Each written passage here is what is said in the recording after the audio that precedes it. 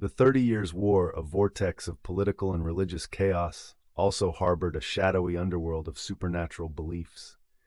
In the heart of Europe, whispers of witchcraft and occultism danced amidst the gunpowder smoke. But how did these dark arts intertwine with one of history's most brutal conflicts? As armies clashed, so did the realms of the seen and unseen. Superstition fueled suspicion. Many believed their misfortunes were the work of witches conspiring with the devil himself. Authorities, desperate to maintain control, launched witch hunts that would engulf entire communities in terror. In the cold, damp cells of medieval dungeons, accused witches awaited their fate.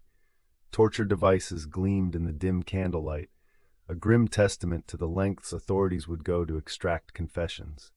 These confessions, often obtained under duress, fueled the hysteria further. Across the war-torn lands, tales of spectral armies and ghostly apparitions circulated amongst soldiers. These stories, fueled by fear and fatigue, served as a chilling reminder of the thin line between life and death, and the supernatural forces believed to lurk just beyond the veil. In the palaces of power, rulers consulted astrologers and alchemists, seeking guidance from the stars or hoping to turn lead into gold. These practices, while often dismissed as folly, were serious undertakings, reflecting a desperate search for any advantage in an era of uncertainty. A surprising ally to the supernatural beliefs were the printing presses. Pamphlets describing demonic possessions and witch trials spread like wildfire, stoking the flames of fear. These sensationalist accounts often exaggerated events, painting a Europe besieged by dark forces. Even the battlefield was not immune to the supernatural. Commanders occasionally relied on divination, seeking omens in the flight of birds or the patterns of stars. In a world where death was ever present, any edge against fate was eagerly sought. In rural villages, the line between healer and witch was dangerously thin. Wise women who provided herbal remedies could easily become targets of suspicion. Their knowledge, a double-edged sword, was both revered and feared in equal measure. As the war raged on, the Catholic Church saw an opportunity to reinforce its power. Witch hunts were not just about rooting out heresy, they were also tools of political control, asserting ecclesiastical authority over the rebellious and the unorthodox. In the midst of war, the fear of the unknown was a powerful weapon. Rumors of supernatural interventions were used to demoralize enemies or bolster the spirits of weary troops. This psychological warfare added another layer of complexity to an already convoluted conflict. The infamous Malleus Maleficarum, or Hammer of Witches, resurfaced during the war. This notorious text, a manual for witch hunters, detailed the methods to identify, interrogate, and execute witches.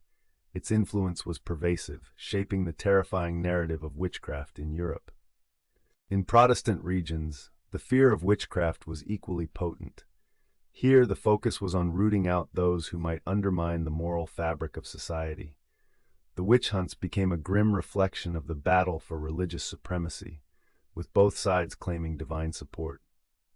Alchemy, the mystical precursor to chemistry, was practiced in secretive laboratories across Europe. While some sought the philosopher's stone, others believed it could offer solutions to the war's devastation.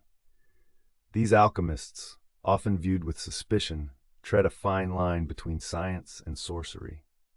In a world dominated by war, the supernatural offered both hope and fear. Prophecies foretold of a savior who would end the bloodshed, while portents of doom warned of further calamities. The future was a canvas painted with both divine intervention and diabolic schemes. The clash between science and superstition was epitomized by the case of Johannes Kepler, the renowned astronomer accused of witchcraft. His struggle highlighted the tension between emerging scientific thought and deeply entrenched supernatural beliefs, a microcosm of the era's broader conflicts. In noble courts, enchantment and intrigue went hand in hand. The elite dabbled in secret societies, where esoteric rituals promised power and protection. These clandestine gatherings were shrouded in mystery, their true influence hidden behind a veil of opulence. The war's chaos provided fertile ground for charlatans and frauds. Self-proclaimed mystics and prophets roamed the land, offering their services to the highest bidder. Their promises of victory or salvation were often little more than elaborate deceptions, preying on the desperate. In the shadow of war, the natural world was viewed with suspicion. Forests, once sources of livelihood, became sinister places where witches were said to convene with demons. These tales, passed down through generations, fed the paranoia that gripped the land. As the war dragged on, the line between ally and enemy blurred. Accusations of witchcraft became weapons in political and personal vendettas. Neighbors turned against each other, their testimonies often driven by jealousy or fear rather than truth. The fear of witches and demons infiltrated even the highest echelons of power. Kings and queens sought protection from these dark forces, employing court magicians and exorcists. These figures, straddling the line between advisor and charlatan, wielded significant influence in uncertain times. In the midst of turmoil, the arts flourished. Works of literature and theater reflected the era's fascination with the supernatural. Playwrights and poets wove tales of enchantment and terror, providing both escape and commentary on the tumultuous world around them. The 30 Years' War was not just a clash of armies and ideologies, it was a battle for the soul of Europe. As the conflict raged, the supernatural became a battleground for hearts and minds, offering explanations and scapegoats for the inexplicable. As the war drew to a close, the witch hunts began to wane. Enlightenment ideals slowly took root, challenging the old superstitions.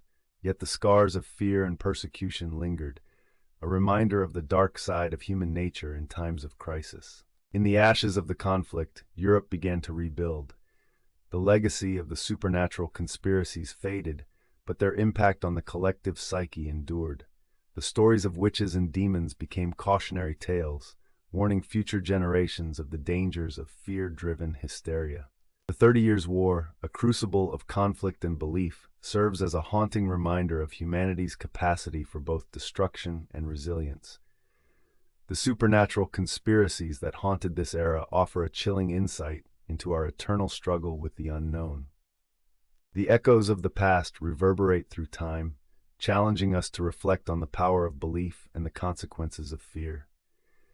As we explore the supernatural conspiracies of the 30 Years' War, we uncover lessons that resonate even in our modern world. In the end, the 30 Years' War was not just a struggle for territory or power, it was a battle for the very essence of truth. The supernatural conspiracies that swirled around it remind us of the fragile line between reality and perception. As we delve into the supernatural conspiracies of the 30 Years' War, we confront the shadows of our own fears and prejudices. The stories we tell and the ones we choose to believe shape our understanding of the world and our place in it. In the tapestry of history, the 30 Years' War stands as a testament to the enduring power of belief. The supernatural conspiracies that wove through its narrative remind us that even in the darkest times, the human spirit seeks meaning and connection. As we conclude our journey through the supernatural conspiracies of the 30 Years' War, we are left with a deeper understanding of the complex interplay between fear, power, and belief. These stories, both haunting and enlightening, offer a mirror to our own times.